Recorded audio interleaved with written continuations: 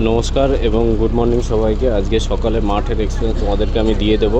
দুর্গাপুরের ডিটেলসে পুরোটাই কেমন কি মেজারমেন্ট হচ্ছে তোমাদের ক্ষেত্রে, ঠিক আছে। লেডি কনস্টেবলের আজকে দুর্গাপুরের মাঠে অনেকে যারা স্টুডেন্টরা রান করতে গেছিলো, কেমন মেজারমেন্ট কেমন, তোমাদের গুড নিউজ আছে একটা জিনিসে। দুর্গাপুরে যাদের মাঠ আছে, ঠিক আছে, মেজারমেন্ট কেমন হচ্ছে ডিটেলসে বলবো। আমাকে অনেকে ফোন করেছিল, ফোন করার পরে আমি তোমাদেরকে ওরা বলেছে দাদা মেজারমেন্ট এমন হচ্ছে এমন, মানে তোমাদের পুরোটাই মানে কি বলবো একটা খুশির খবর। যেহেতু মেজারমেন্টে হাইট নিয়ে যাদের সমস্যা আছে একদমই টেনশন করবে না, হাইটে বেশি সমস্যা হচ্ছে না। দুর্গাপুর মাঠে মেজারমেন্টটা ভালো করছে, ঠিক আছে। লেডি কনস্টেবলের ওয়েটটাও মোটামুটি ছাড় দিচ্ছে, ঠিক আছে। এই নিয়ে কোনো প্যানিক হবে না, চাপ নেবে না, টেনশন নেবে না।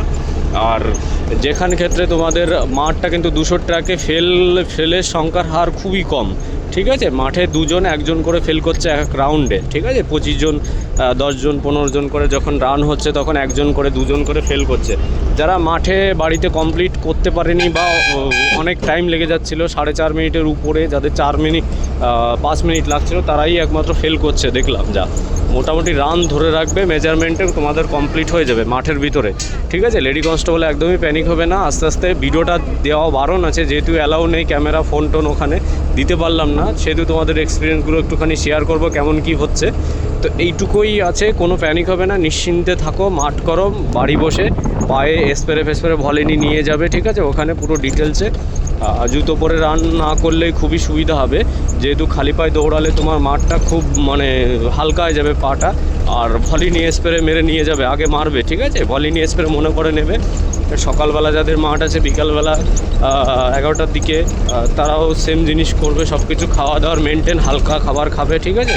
যেহেতু আমি গাড়িতে আছি তার মধ্যেও তোমাদের একটুখানি ভাবলাম যে একটু শেয়ার করে দিই তোমাদের সঙ্গে, টেনশনটা মুক্ত হোক। তো ভিডিওটা সবার কাছে একটুখানি শেয়ার করে দিও, জানুক কেমন কি মেজারমেন্ট হচ্ছে। আমি দুর্গাপুরের এক্সপিরিয়েন্সটা দিয়ে দিলাম, অম্বিকনগরেরটা আমি কিছুক্ষণ পরে দেবো, ঠিক আছে। ছেলে মেয়ে আমাকে একটু ফোন করুক, জানুক, বা আমার বন্ধুরা আছে ওখানে, ওরা ডিউটিতে আছে, ওরা দিলে পরে আমি তোমাদেরকে নিউজ জানিয়ে দেবো কোথায় কোন জায়গার কি মাঠ আছে।